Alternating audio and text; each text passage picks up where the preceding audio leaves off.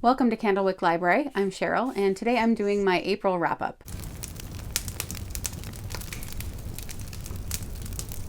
The very first book I read in April was Sunrise on the Reaping by Suzanne Collins. This is the latest installment in the Hunger Games and tells Haymitch's story. Haymitch is the mentor for Peeta and Katniss in the later books. You become a mentor by having been a tribute earlier. So this is telling the story of his Hunger Games. It was a quarter quell, meaning there's always something a little bit different about it. And in his, they were getting twice as many kids. There were 2 boys and 2 girls from every district. And it was kind of interesting going into this book because you know who wins. And some of the details from it are sprinkled through the later books, but I had forgotten about them since I didn't know that I was going to be reading a book about this particular games. I didn't hold on to that information, but obviously I knew who would win.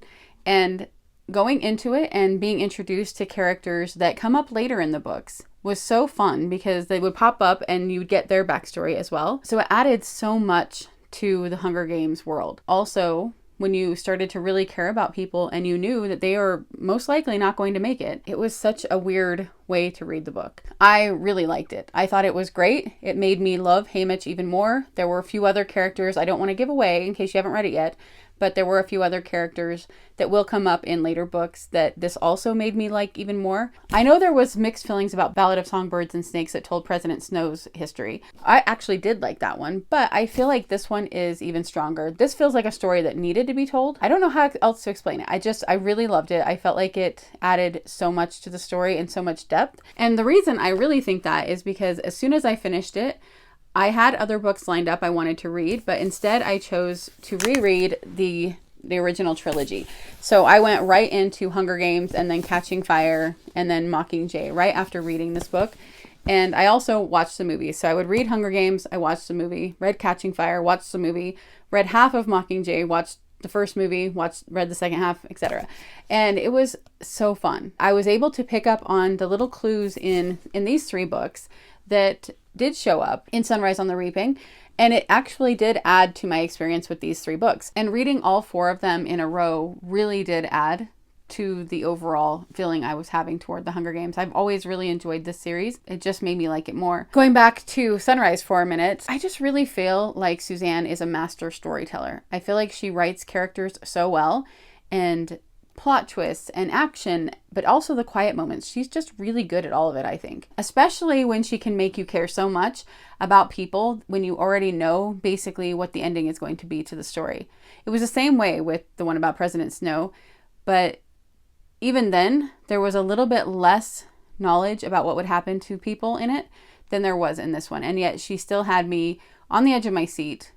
Couldn't wait to find out what happened. I think she's an amazing writer. As a whole, I completely recommend the entire series. I really enjoyed reading these 3 again. And I would say that now that Sunrise on the Reaping is out, if you haven't read them and you choose to read it, I would read them all right in a row. I would not take a break in between these 3 and that one, because then the things would be fresh in your mind about those characters that you will meet in it. During the first few weeks of April, while I was reading those books, I was also doing what I normally do and having some nonfiction going in the morning. And one of those books was Uniquely You by Sally and Nathan Clarkson. This is kind of a follow-up to the book that they wrote together called Different. And in Different, she was going through her son's OCD and how they figured out that he had that. And it would show the mom's perspective, Sally's perspective, on certain things that were happening with him. And then Nathan would show you his perspective on the same thing. And it was really helpful. There were a few things in there that really helped me out in some of the situations we were having in our life. Not with OCD, but with other things similar. And I just found it to be such a helpful and good book. And I felt like this was going to be kind of the same thing, just maybe going a little bit more into it of his older years, maybe. I didn't really know a ton about it, but I decided to get it when I saw it was coming out in January. But this was actually a little bit different. This one had parents that were writing to them and asking questions, and then they were giving advice back. I still think it was really good, and they give good advice. I think just about anything by the Clarkson family is probably going to be worth reading. But this one I did not get as much out of. There was one quote included in here by Clay Clarkson, the father, and I wrote that one down because I just really loved this quote.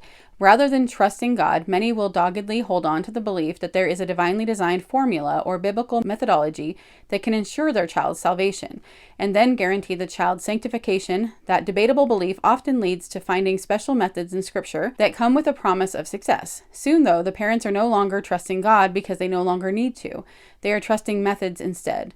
Those methods then can too easily become rules, and then legalism, and then a reliance on works that replaces a life of faith. Having come from a background of a works-based religion, I really felt that, of how, as a mother for my children's early years, I often fell into that trap of feeling like if I do X, Y, and Z, my kids are set and it will all be fine. And I should have known better than that. I've also fallen into that trap sometimes with homeschooling, where if I use this particular curriculum, everything will fall into place, everything will work out.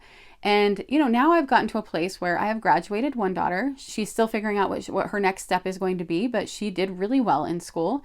She did extremely well in the ACT, so I have no worries about her education at all. The first half of which was public school and the second half of which I did.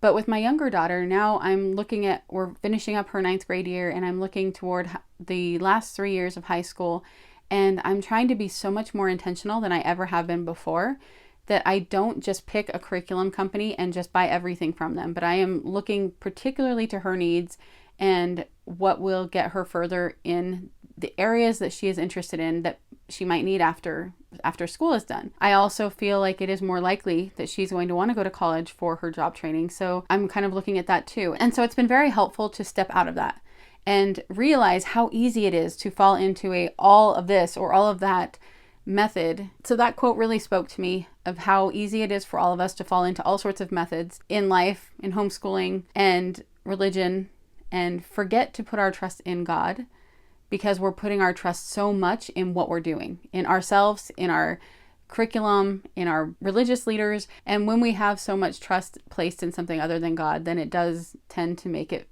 leave him out without us realizing it. Very interesting book. I think that it could be very helpful for some people. For me, I felt like some of it didn't apply to me, but I still got something out of it. Then I got to Emma M. Lyon, Volume 4. I've mentioned many times that I'm trying to read one volume per month and stick to that. And this was the volume for April. Every single time I read one of these books, I think that one's my favorite. And there's no way I'm going to like the next one better. And then I do. This one I actually thought wasn't going to be a favorite for the first little while. I was still completely enjoying it. But I just kept thinking, no, I think I still like the third one better than this one. But of course, by the end, it's right up there, another 5-star. There were so many times that I laughed out loud. So many meaningful things in this book. She is just so quickly becoming one of my favorite authors. I need to finish the rest of the series. Now I know I'm going to buy some of her other books that she's put out before and see if I like those as much. There was one particular part in this book. This won't give anything away, but then if you read it, then you'll understand what it was for. But there is a part where Emma is sitting with some friends and talking about the things that she's going through. One of them is bringing up something that happens in history, that it's just a hopeless situation, and the sky is being darkened because of so many arrows being shot at these people. And the person said, when they said, "We will darken the sky with our arrows," then this person said, "Then we will fight in the shade." Just that picture of a sky so full of arrows that they fought in the shade, that really speaks to Emma. And she says she was determined to fight in the shade. And then later on, another character said it back to her, let us hold the pass. No traitors among us. We will fight in the shade. And I guess maybe it's just where some life circumstances that I'm in the midst of right now. In April, I was feeling a lot of weariness in many areas. And that spoke to me so much. I just find that is what the magic, I think, of the Emma M. Lyon books are, is that not only do I love Emma, I feel like she's drawn this really great character who feels real and almost feels like an Austen heroine, I think, but also the male characters in the book that she becomes friends with, every single one of them is different, but they are so good and noble in their own way. And you watch all the different characters, the relatives, the friends, the neighbors, everybody coming together, create this really great picture of this place where she lives. But in her journal entries, there tends to be so much of the everyday thing, but then it's just sprinkled with these really deep thoughts and real life. It just feels real. I don't know if everybody's going to have that experience with this series, but that has been mine. I just feel like every time I read these books, I just fall into this world that Beth Brower has created. The other nonfiction that I was working on for the first part of the month was actually something I started earlier in the year, and it was quite big, so it was taking a while to get through, is How the Book of Mormon Came to Pass by Lars Nilsson. This is his particular theory of how he thinks the Book of Mormon came to pass. So he goes through a ton of history, brings in a bunch of different people in history that talked about things or had things that seem very similar to things that Joseph Smith said or had. It was a very interesting theory. Some things in it about history, about some particular people in history that I didn't know, that I learned, that I was grateful for that because I love learning new things, but I felt like a lot of it was pure speculation, and I don't think that a lot of the theory can hold up, personally. I know that there are some people that definitely agree with him or believe in something similar to what he believes, but I do feel like Joseph Smith wrote it himself, and that there are inspirations from other places and plagiarizing from different sources. Obviously the Bible, but also there were some other books from his time period, some of which I have copies of because I wanted to get them and see if they really were so close to his book, and they are. So there definitely was some plagiarizing, some pulling inspiration from other areas and other people and other things and geography and history and all those things, but I don't think that it was something that was passed down through somebody else, that was stolen from somebody else and then he claimed it.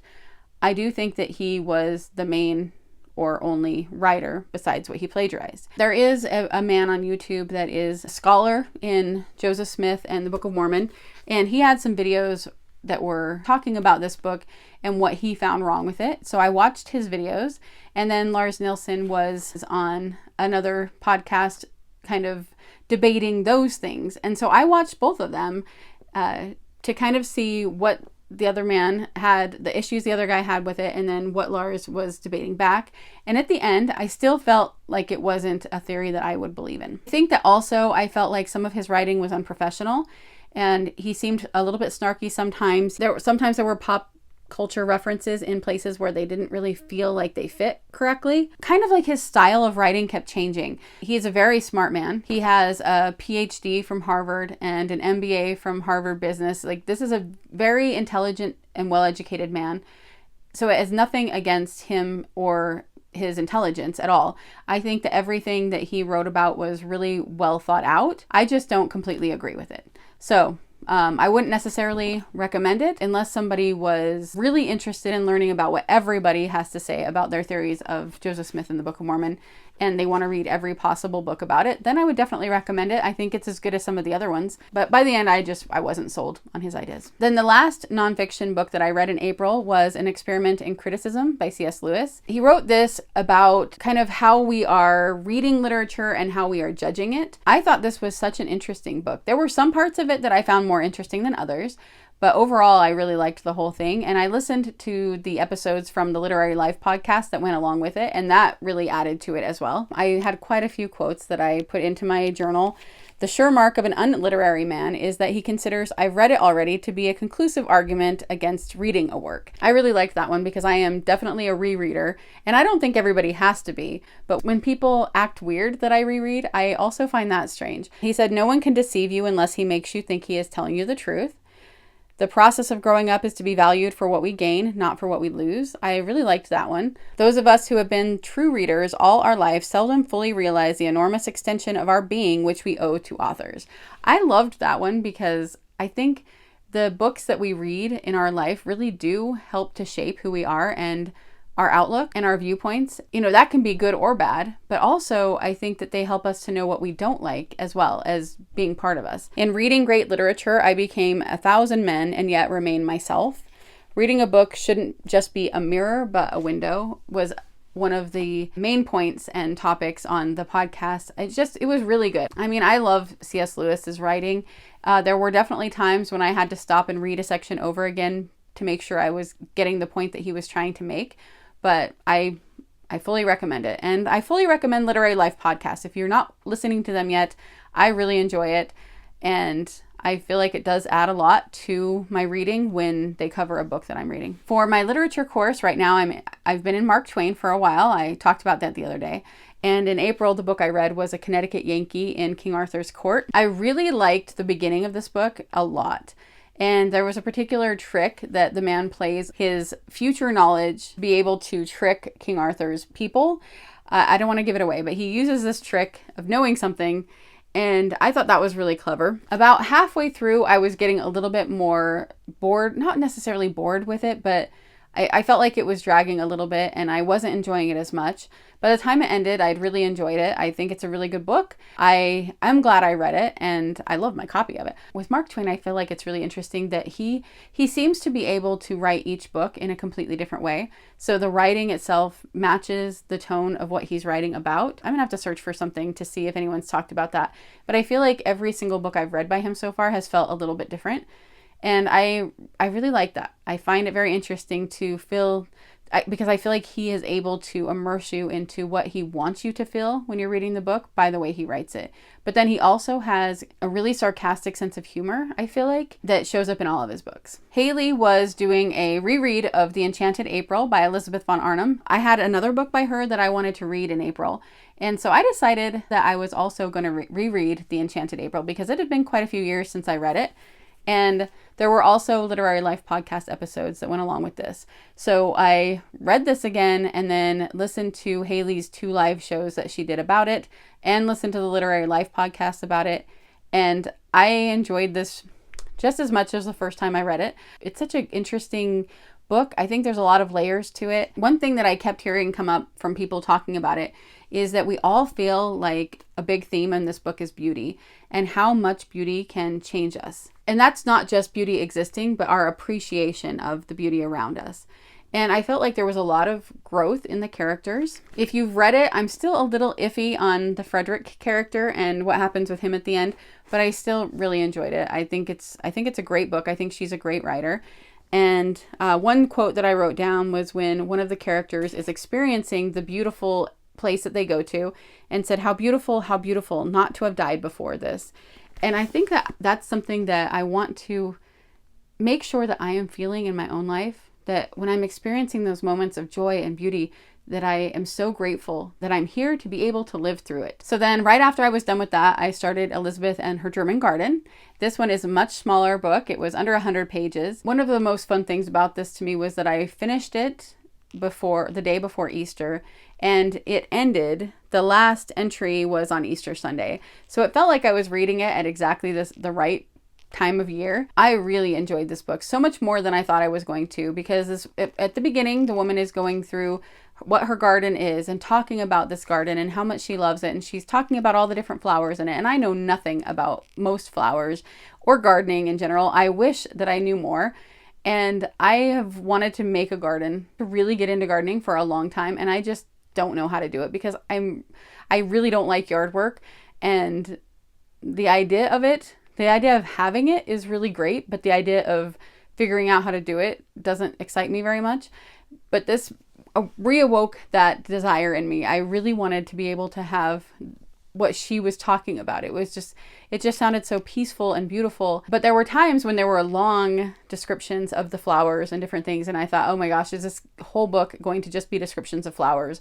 I don't think I'm going to enjoy it if it is. But it wasn't. There was a lot of that, but there also was just a lot of life sprinkled throughout it. You're reading her journal entries. There were times that the main character seems a little bit mean, and I wasn't sure if that was just because we're reading what she's written down. So we're getting the innermost thoughts. And I don't know, maybe she wasn't maybe the experiences that she was having, if it were, a real experience, wouldn't feel as mean in person as it is when she's writing about what her real feelings about that situation were. I don't know. Or maybe she really was supposed to be a mean character sometimes. But even that didn't turn me off of the character, because there were other things that she said that I loved so much. I also thought it was funny that it seemed like it was visitors. It was other people visiting that brought out the worst in her. So it wasn't necessarily who she was all the time. I thought it was funny that when she referred to her husband, she called him the man of wrath. She referred to her children as the May baby, the April baby. There were just so many really beautiful moments in this book, really beautiful quotes. And overall, I felt like it was a really peaceful read, and I really enjoyed reading that and Enchanted April right back to back. I definitely want to read more by her. And then I read A Practical Guide for Praying Parents by Erwin W. Lutzer. And this was just a book about praying for our children. And then it had example prayers for an entire week. I thought this was really well done. It was very short. I felt like it packed a punch in it. There were a couple of quotes I wrote down. Our children belong to God. If we want to honor them, the best way we can do that is to pray for them regularly, fervently, and optimistically, expecting God to answer. And then let God redeem your story. Let us remember that the silence of God should not be interpreted as the indifference of God. At the beginning of the month, I thought I would read Sunrise on the Reaping and then Emma M. Lyon and then Tempest at Annabel's Lighthouse because I'd been anticipating this book leading up to April. But of course, then the other ones got in the way and I wanted to read those ones first. So I finally got to this one at almost the end of the month. This is the new Jamie Jo Wright book. This takes place in Michigan, in the UP in Michigan at a lighthouse. It has a dual timeline, like I believe all of hers have. So we're getting, but it also kind of had 3 timelines. It had one character who everybody thinks is the ghost. Then there's a girl that is trying to figure out who she is and what's going on around her. She's in danger somehow. And then a girl that is coming to write about these things. I felt like it started out really well and then it slowed down. Like it was a little bit slower than most of her other books have been for me. I wasn't rushing to get through it like I usually am. But then at the end, it's really sped up. And I liked the ending, but I also wanted a little bit more from the story. So I had a little bit of mixed feelings about it. It's not my favorite one so far, but I did enjoy it. I also finished listening to Shift, the second book in the Silo books. It was good. I liked it. I didn't love it. And I started listening to Madly Deeply by Alan Rickman, but I actually DNF'd it. I just wasn't into it.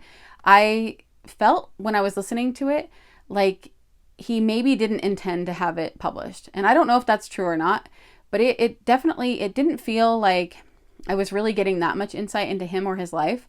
It felt like notes that somebody's written in their calendar of the things that they've done that day. Went to the dentist, saw this person, did this, did that.